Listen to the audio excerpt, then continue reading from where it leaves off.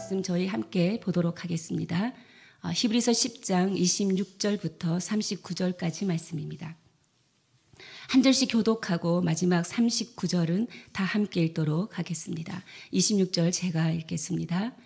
우리가 진리를 아는 지식을 받은 후 짐짓 죄를 범한 즉 다시 속죄하는 제사가 없고 오직 무서운 마음으로 심판을 기다리는 것과 대적하는 자를 태울 맹렬한 불만 있으리라.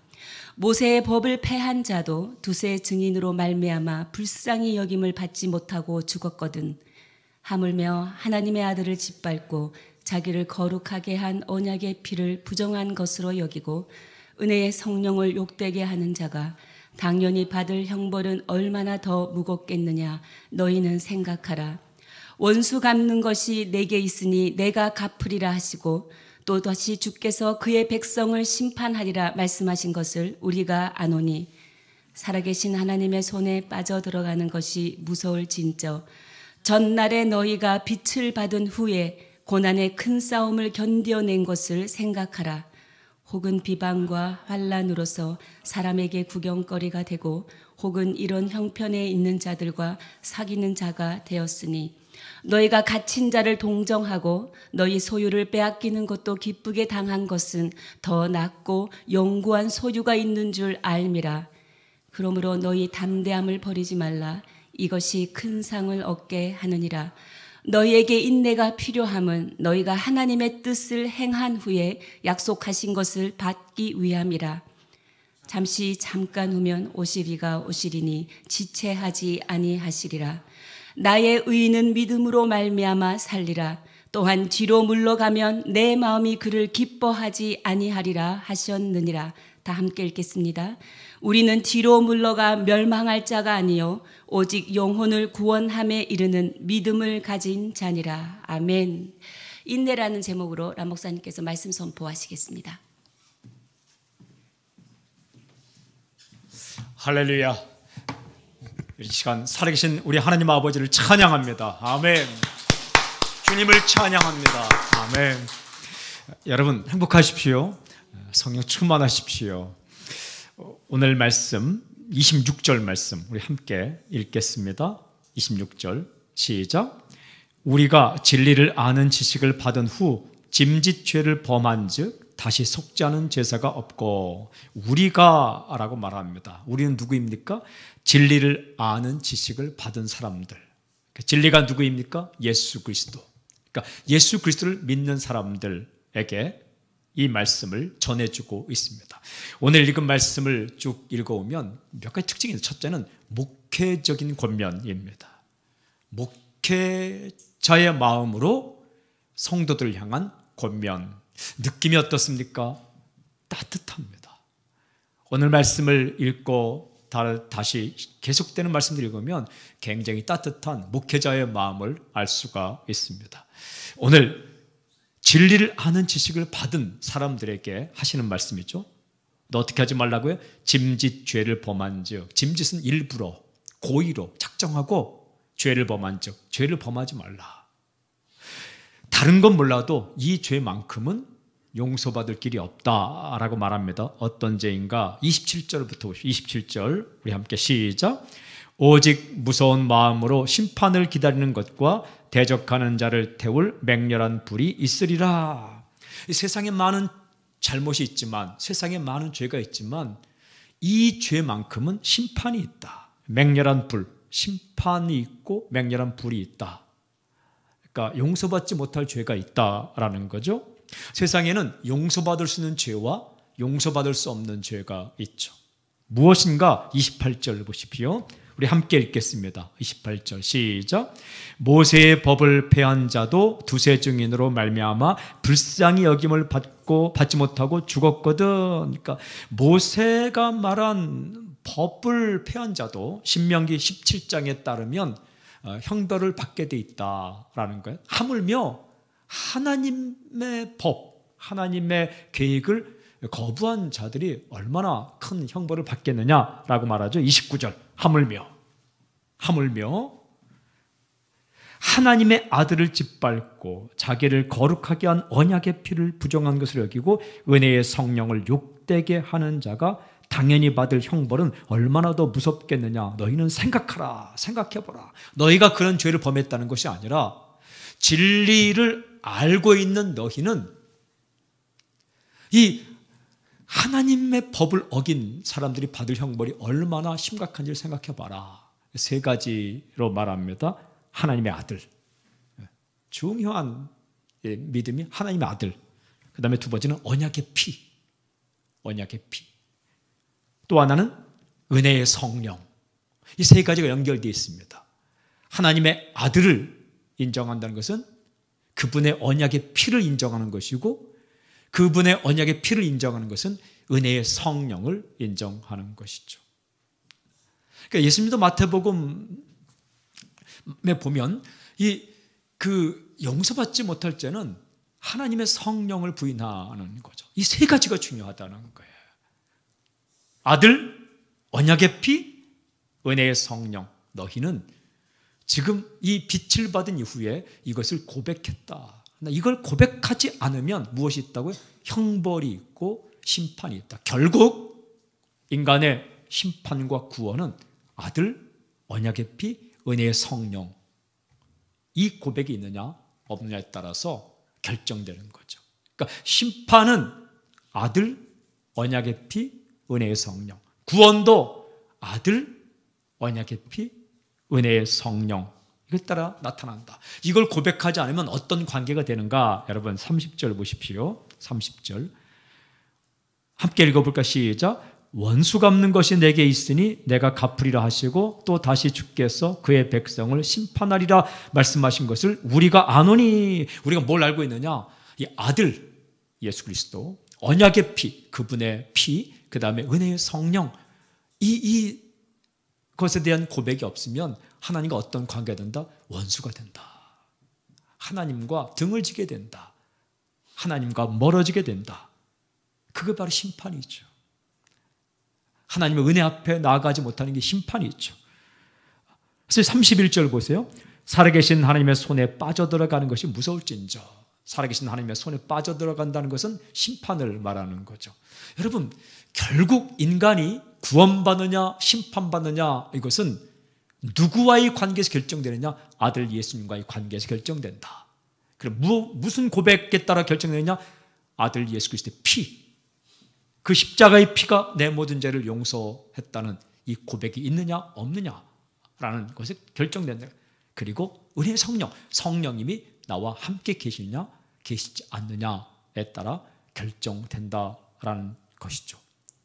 그러니까 앞으로 고난이 오고 공격이 올 때에 우리가 무엇을 끝까지 붙잡아야 되냐? 이 세 가지를 붙잡아야 된다는 것이죠. 이게 믿음이죠. 믿음이죠.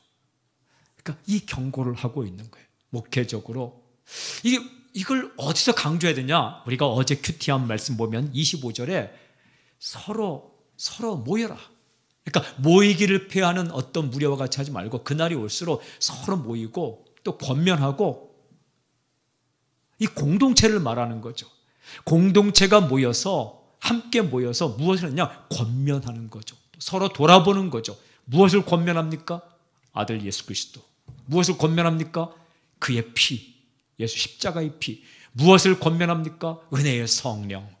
여러분, 서로 돌아보아서 무엇을 서로 응원하고 고백해야 되느냐? 아들 예수 그리스도, 그리고 그분의 피, 또한 은혜의 성령.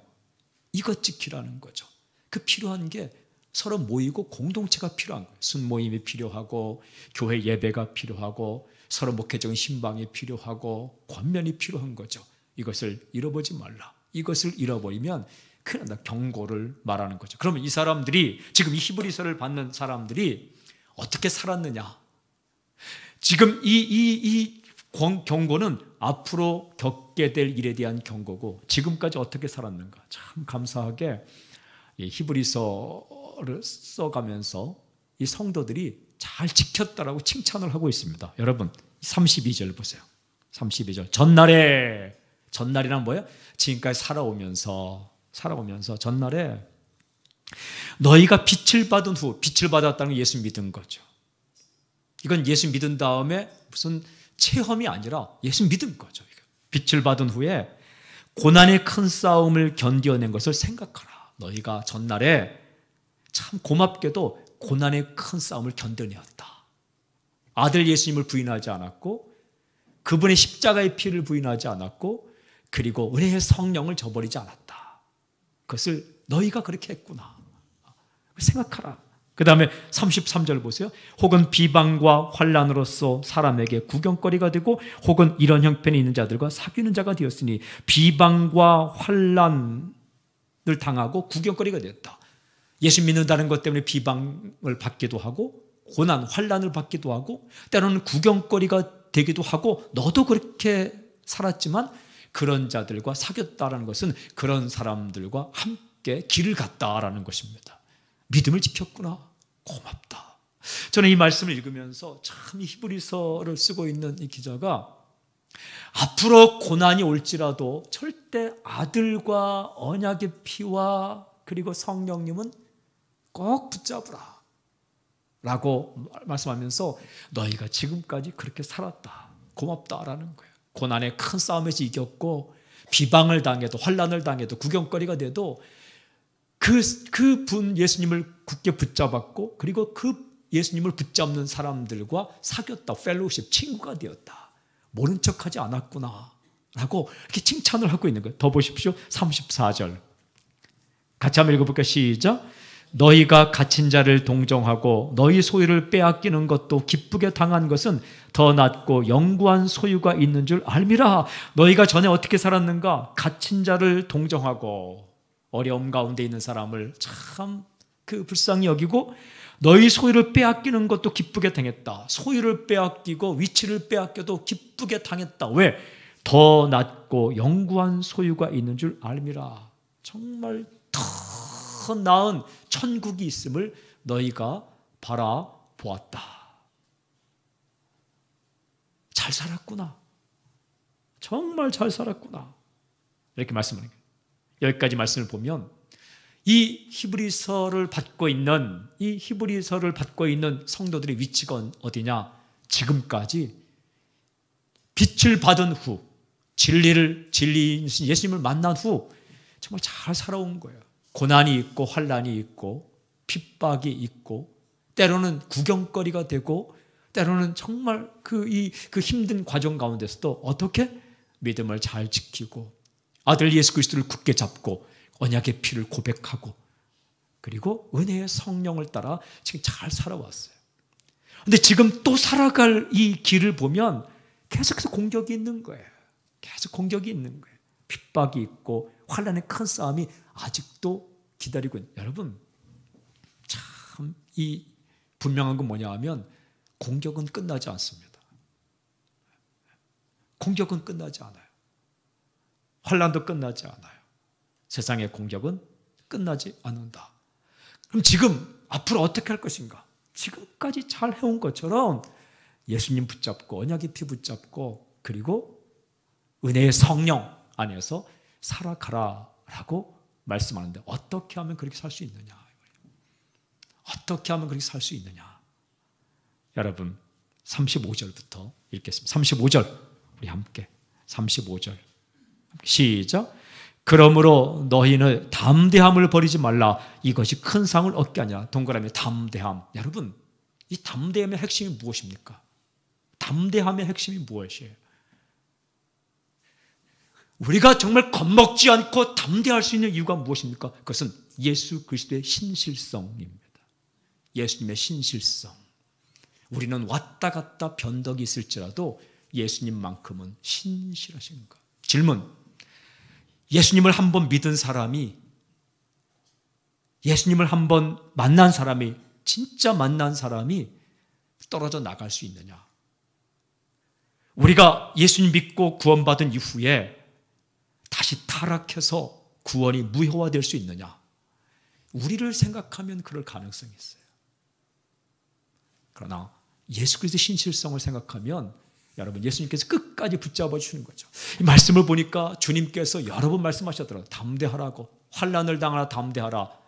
내가 세상을 이겨낸다고 말씀하시면서 요한복음 16장 30절 말씀하시면서 그 전후에 예수님께서 무슨 말씀하셨냐 하면 요한복음 6장 37절 이런 말씀하셨어요. 아버지께서 내게 주시는 자는 다 내게로 올 것이요 내게 오는 자는 내가 결코 내쫓지 아니하리라. 예수님께 온 자는 결코 내가 내쫓지 않겠다. 끝까지 책임지겠다라고 말씀하셨어요. 요한복음 6장 39절도 이런 말씀하셨어요. 나를 보내신 이의 뜻은 내게 주신 자 중에 내가 하나도 잃어버리지 아니하고 마지막 날에 내가 살리는 이것이니라. 내게 보내신 자는 내가 한 사람도 잃어버리지 않겠다. 우리가 잃어버리지 않는 거예요? 아니에요. 주님께서 우리를 내쫓지도 않고 잃어버리지도 않겠다. 놓치지 않겠다. 아버지가 아주 작은 자녀의 손을 끝까지 붙드는 것처럼 예수님께 우리를 끝까지 붙들겠다.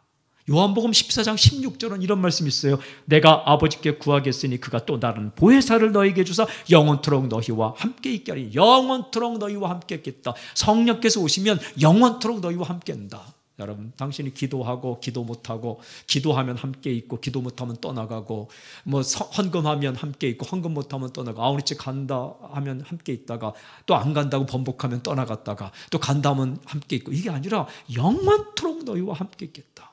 성령님의 신실성, 하나님의 신실성, 예수님의 신실성, 이 신실성에 대한 확신을 가질 때 담대할 수 있는 거예요. 내가 이러다가 앞으로 예수님을 부인하면 어떡하지? 내가 이렇게 살다가 내가 하나님을 모른다고 나중에 하면 어떡하지? 사랑하는 여러분, 가짜가 아니라 진짜 예수 믿었다면 주님께서 당신 안에 계시고 당신의 마음을 끝까지 붙들어 주실 것을 확실하게 믿고 담대할 수 있기를 좀 선포합니다. 항상 긴장감이 있어요. 그러면 주님께서 그냥 나를 붙들어 주실 테니까 그렇게 살아도 붙들어 주시겠네. 이건 가짜로 믿을 가능성이 많아요. 그 당시에 배교, 즉 예수님을 떠나는 사람들이 있었어요. 지금도 있죠. 예수님께서 나를 붙들어 주시면 그냥 내가 마음대로 살아도 죄를 다 용서해 주신다면서 마음대로 살아도 성령님이 떠나지 않는다면 언젠간 나를 돌아오게 할 거네. 지금 마음대로 한번 떠나보자. 이런 마음이 든다면 그게 진리를 받지 않은 사람의 특징이에요. 빛을 받지 못한 사람의 특징이에요. 예수님을 제대로 만나지 못한 사람의 특징이에요. 칼빈은 말하기를 결국 주님을 떠나는 사람들은 제대로 주님을 만나지 못한 사람이다. 존 칼빈이 이렇게 쓰고 있더라고요. 여러분, 우리 마음 가운데 주님께서 나를 끝까지 붙들어 준다면 내가 마음대로 살다가 죽기 1분 전에도 끝까지 붙들어 주시겠네? 마음대로 살아보자. 이게 진짜 예수님 못 만난 사람이에요. 주님을 만나고 난 후에는 어떤 마음이 듭니까? 텐션, 긴장이 있는데 내가 이 사랑하는 주님, 나를 그렇게 사랑하신 주님을 내가 어느 순간에도 모른다 하면 어떡하지? 내가 혹 병에 걸려서, 혹 정신줄을 놓아서, 혹 기억력이 쇠퇴해서, 혹 정말 힘들고 어려울 때 내가 주님을 모른다고 부인하면 어떡하지? 이런 마음이 들죠. 진짜 만난 사람이죠. 그런 걸 상상해 보지 않습니까? 내가 어느 선교지에 갔는데 체포되었을 때 예수님 믿을 것이냐 죽을 것이냐 물어볼 때 내가 어떻게 대답하지? 그때 내가 주님을 모른다고, 내가 주님 안 믿겠다고 이렇게 고백하면 내가 어떡하지? 이런 마음이 들 때가 있지 않습니까? 그거는 주님의 사랑을 알았다는 거예요. 내가 주님을 믿고 있다는 증거예요. 여러분, 우리가 이 땅 가운데 살 동안 예수님 믿었어요. 믿으면 아들 예수님, 언약의 피, 은혜의 성령 믿었어요. 그게 구원이에요. 그 이후로 논리적으로 보면 누구든지 아들 예수님과 언약의 피와 은혜의 성령을 거부하면 누구든 심판으로 가요. 구원. 믿었든지 안 믿었든지. 그런데 이 긴장관계 가운데서 지금까지 우리가 살아오면서 이 말씀을 묵상하는데 아들 예수님, 언약의 피, 그대 은혜의 성령을 지금도 고백하고 있다는 자체가 더 큰 은혜로 다가오더라고요. 이게 예수님을 부인할 때 받을 심판을 묵상하면 묵상할수록 지금까지 믿음을 지켜온다는 사실이 얼마나 큰 은혜로 다가오는지 몰라요. 그래서 오늘 제가 새벽에 운전하고 오면서 또 일찍 일어나서 이 말씀을 또 묵상하고 오늘은 제가 이 예배당의 문을 열었습니다. 헷갈리면 안 되니까 와서 또 기도하고. 그런데 오면서 찬양이 뭐냐면 지금까지 지내온 것 주의 크신 은혜라. 지금까지 지내온 것 주의 크신 은혜라. 먹고 살고 먹고 입고 살아온 것도 은혜인데 그 예수 그리스도의 끈을 붙잡고 살아왔다는 게 얼마나 은혜인지 모르겠어요. 주님이 나를 붙들어 주신 사실이, 그리고 주님 다시 배울 날이 날로 가까워. 이게 3절이더라고요. 주님 다시 배울 날 날로 가까워. 찬송하며 가리라. 이 고백이 있더라고요. 앞으로 남아있는 길이 있어요. 그 길도 주께서 지금까지 나를 붙드신 것처럼 붙들어 주실 것이다. 이 담대함을 버리지 말라는 거예요. 여러분, 담대함의 근원은 나의 실력이 있지 않습니다. 담대함의 이유는 여러분 당신의 신실함이 있지 않습니다. 우리 변덕 많습니다. 조금만 힘들어도 죽겠다 살겠다. 그런데 우리가 그래도 담대할 수 있는 것은 주님께서 나를 붙들어 주실 것이기 때문입니다. 여기에 이 긴장관계 이후에 감사가 있는 거예요. 이 히브리서 기자가 그 믿음을 저버리지 말라는 거예요. 여러분 또 보십시오. 36절, 너희에게 인내가 필요함은 너희가 하나님의 뜻을 행한 후에 약속하신 것을 받기 위함이라. 우리가 그래서 어떻게 살아요? 인내로 산다는, 인내는 끝까지 노를 저어가는 것, perseverance, 끝까지 노를 저어가는 것, 다른 말로 견인이라고 말합니다. 그런데 이 견인, 인내도 예수님께서 우리를 붙잡아 주시는 게 훨씬 더 크다는 거예요. 이렇게 그림으로 그리면 예수님이 나를 붙잡고, 예수님이 나를 붙잡았기 때문에 나도 예수님을 붙잡고 나아가는 게 성도의 삶입니다.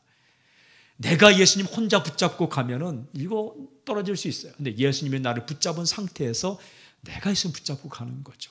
내가 예수님께 붙들린 상태에서 내가 예수님 손 붙잡고 가는 거죠. 끝까지 가는 거죠. 끝까지 가는 거죠. 끝까지. 왜? 예수님이 언젠가 오실 것이기 때문에. 37절 함께, 37절 함께 시작. 잠시 잠깐 후면 오실 이가 오시리니 지체하지 아니하시다. 여러분, 주님 오실 날이 멀지 않았습니다. 주님께서는 반드시 오신다. 주님께서 반드시 나타나신다. 주님께서 나타나실 때 모든 공격과 모든 화살과 모든 어려움과 환난이 사라질 것이고, 그때 믿음을 지킨 자들에게 상급이 있을 것이다. 칭찬이 있을 것이다. 주님을 거부한 사람들, 아들과 언약의 피와 그리고 은혜의 성령을 거부한 자에게는 심판이 있을 것이다. 주님이 그 심판주로 이 땅 가운데 오실 날이 멀지 않았다. 우리 주님께서 나타나실 날이 멀지 않았다. 그때까지 어떻게 사느냐? 여러분, 38절, 나의 의인은 믿음으로 말미암아 살리라. 또한 뒤로 물러가면 내 마음이 그를 기뻐하지 아니하리라 하셨느니라. 믿음으로 산다. 믿음의 핵심이 인내입니다. 진짜 믿음은 기다림입니다. 믿으면 기다립니다. 여러분, 아버지가 자녀에게 그 영화를 한번 봤는데, 너 여기서 기다려. 내가 꼭 올게. 너 여기서 기다려. 누가 와서 너 유혹하더라도 따라가지 마. 어떤 어려움이 있더라도 너 여기 있어. 아빠가 반드시 올게. 그리고 영화는 지속되는데 그 건물이 무너지고 난장판이 되는데 그 아들이 거기 꼭 기다리더라고요. 확신은 뭐냐면 아빠가 올 거야. 아빠가 올 거야. 그게 이렇게 무너지는데도 아빠가 올 거야. 힘든데도 사람들 도망가는데도 아빠는 올 거야. 아빠는 올 거야. 기다리더라고요. 여러분, 이게 아빠에 대한 신뢰고 믿음이더라고요. 아빠가 온다 했으니까 올 거야. 진짜 믿음이 뭐냐? 기다림이죠. 인내죠. 이사야 40장 31절에 오직 여호와를 앙망하는 자는 새 힘을 얻으리니 독수리 날개처럼 올라간 것이요. 여기서 앙망한다는 게 기다린다는 거죠. 그 앙망이 기다림이에요. 기다림. 땅바닥에 떨어지는 순간까지 내가 절대로 망하지 않을 것이라는 끝까지 기다림. 여러분, 기다리시는 시간만큼이 믿음의 분량이에요. 사울 왕은 기다리지 못하고 자기가 그냥 그 제사를 드려버리죠. 여러분, 그 순종하지 못했다. 순종도 기다림이죠. 인내로서 끝까지 나아가는 거죠. 말씀 순종도 기다림이죠. 씨를 뿌려놓고 농부가 기다리는 것처럼 끝까지 기다리는 거죠. 진리를 선택하고 올바른 길을 선택하고 내가 헌신했다면 주님께서 언젠가 그곳에 열매를 맺힐 것을 믿고 기다리는 거죠. 사람을 사랑하는 것도 기다림이죠. 언젠간 잘할 거야. 언젠간 잘할 거야. 얘는 가망성이 없어. 언젠간 잘할 거야. 얘는 가망성이 없어. 이건 신뢰가 아니죠. 상황이 그렇지 않더라도 기다리는 것. 말씀. 믿음으로 말미암아 살리라. 39절. 우리는 뒤로 물러가 멸망할 자가 아니요 오직 영혼을 구원하며 이르는 믿음을 가진 자니라. 그래서 믿음으로 산다라는 것을 11장부터 쭉 이야기. 저는 이 말씀을 묵상하면서 하나님의 마음을 느끼게 되었어요. 하나님과 원수가 되는 것은 무엇이냐?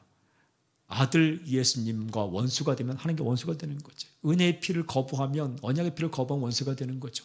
그리고 은혜의 성령을 무시하면 원수가 되는 거죠. 그런데 주님께서 나를 선택해 주셨어요. 그리고 제가 이 땅에 살면서 아들 예수님을 만나게 되었어요.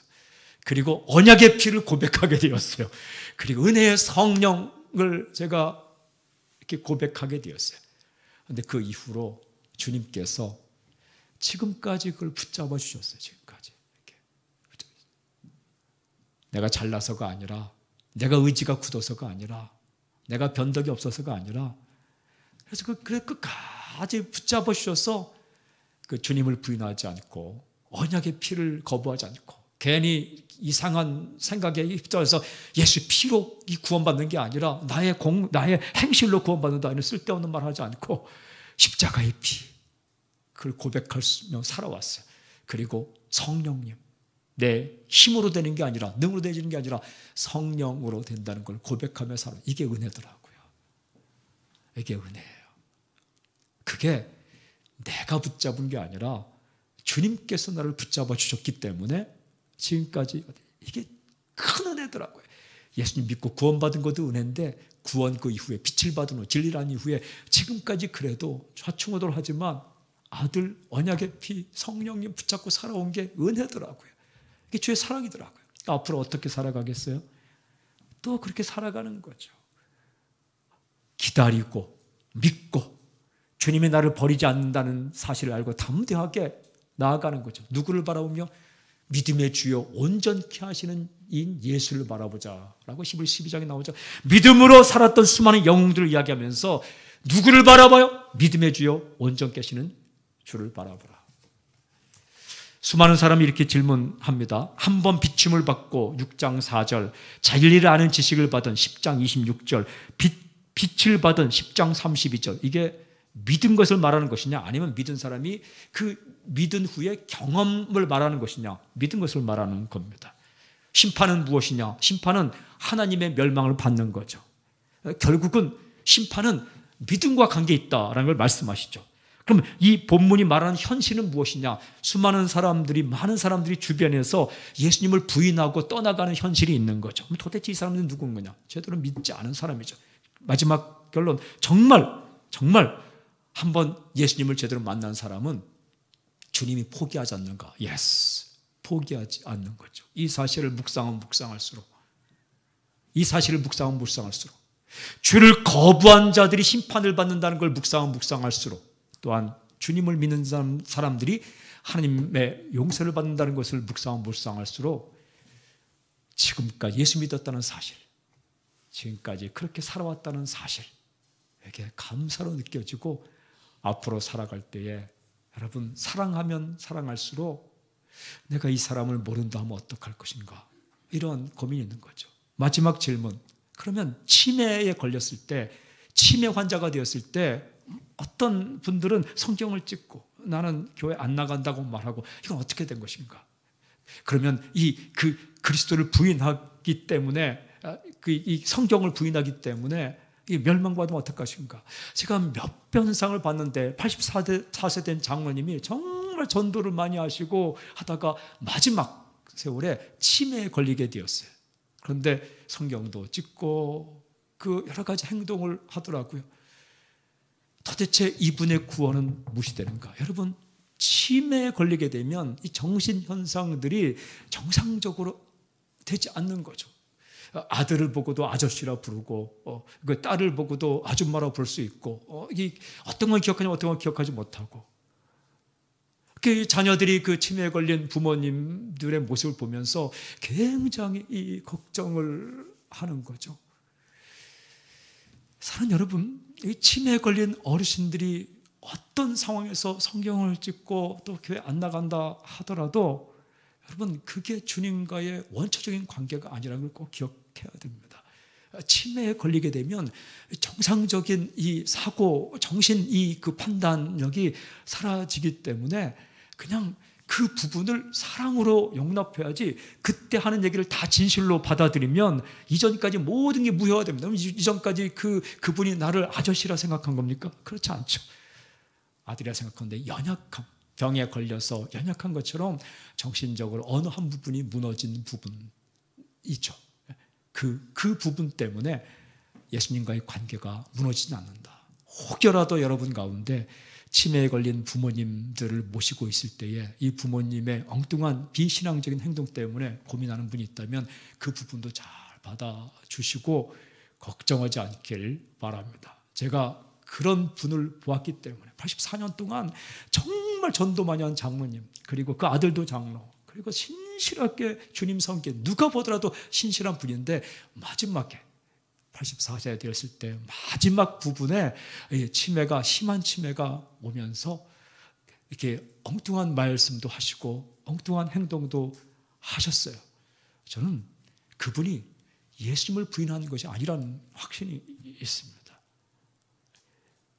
사랑하는 여러분, 이 히브리서를 통해서 우리에게 주시는 이 말씀들을 쭉 읽어보면 얼마나 따뜻한지 몰라요. 너희가 고난 가운데 믿음을 지켰구나. 앞으로 고난이 있을지라도 잘 믿으며 지키고 살아라. 주님께서 너희를 붙잡아 줄 것이다. 온전케 하시는 주님을 꼭 바라보라. 겁먹지 말라. 담대하라. 뒤로 물러가지 말라. 뒤로 물러가지 말라. 주님을 붙잡고 믿음으로 나아가며 살아라. 지금까지 잘 살아온 것처럼 앞으로도 그렇게 믿음으로 달려가라. 권면하고 있습니다. 사랑하는 여러분, 저는 오늘 당신에게 믿음과 인내와 담대함이 흘러넘치는 놀라운 역사의 길 저는 선포합니다. 구원의 확실성은 나의 신실함에 달려있지 않고 주님의 신실함에 달려 있습니다. 담대하게 인내로 믿음의 경주를 해나가는 당신이 되길 저는 선포합니다. 어제나 오늘은 영원토록 동일하신 주님을 찬양합니다. 할렐루야. 아멘. 아멘. 기도하겠습니다.